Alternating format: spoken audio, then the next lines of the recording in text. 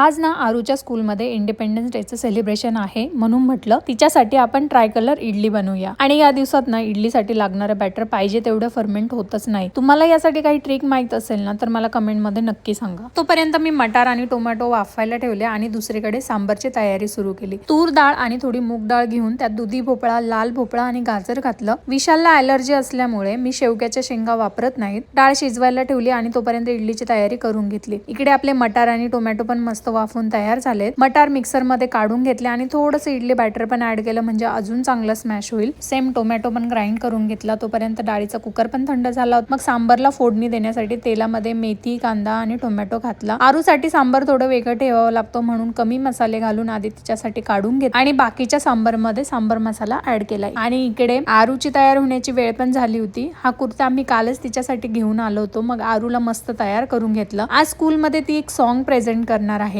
तो व्हिडिओ मी तिच्या अकाउंटवर पोस्ट करेल, तर तिथे जाऊन तुम्ही बघू शकता। आणि तोपर्यंत आपली ट्राय कलर इडली पण तयार झाली। तिच्यासाठी छोट्या छोट्या पीसेस मध्ये कट करून दिले आणि मग माझ्या लिटल परफॉर्मन्सला स्कूलला बाय केलं। तुम्हाला ट्राय कलर इडली कशी वाटली आणि इडली बॅटर पटकन फर्मेंट होण्यासाठी तुमच्याकडे काही ट्रिक असेल तर मला कमेंट मध्ये नक्की सांगा। बाय।